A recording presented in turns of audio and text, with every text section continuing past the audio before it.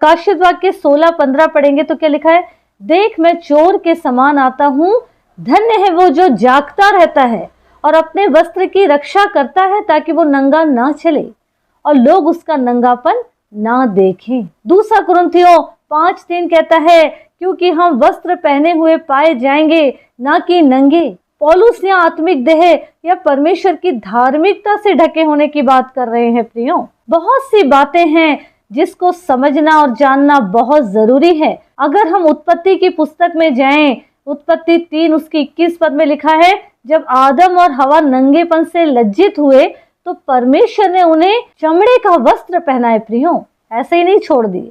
इसका मतलब ये हुआ कि पाप के कारण जो नंगापन था उसको ढकने का एक प्रतीक था वो चमड़े का वस्त्र पहनाना उनको। यशाया 61 उसका 10 पद कहता है, उसने मुझे उद्धार के वस्त्र पहना दिए हैं और धर्म की चादर उड़ा दी है। इतना परमेश्वर हमारा ध्यान रखते हैं। प्रियो, कभी हमने ये सोचे हैं? हमको ये समझना है प्रियो कि परमेश्वर का प्रेम की कोई बराबरी नहीं है। उसके प्रेम की लंबाई, चौड़ाई, ऊंचाई, गहराई कोई भी थाहा नाप नहीं सकता है। प्रियो, हमको ये समझना और जानना बहुत जरूरी है।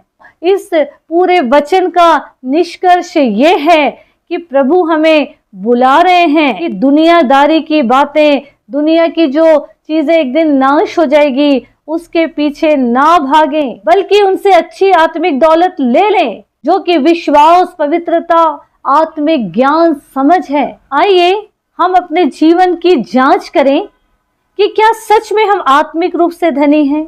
क्या सच में हम ढके हुए हैं? क्या हम परमेश्वर से वो सब ले रहे हैं जो हमें वो देना चाहते हैं? अगर नहीं तो पश्चाताप करें, प्रभु की ओर फिरे, प्रभु को कार्य करने दे, पवित्र आत्मा को शोकित ना करे। प्रियो, और अगर हम प्रभु के साथ बढ़ना चाह रहे हैं तो ये सारी बातों को अपने जीवन में लागू करें, ले और ये जानने की कोशिश करें कि सच में ये नंगापन क्या है जिसे हमें ढकना है, चाहे वो शारीरिक हो चाहे वो आत्मिक हो।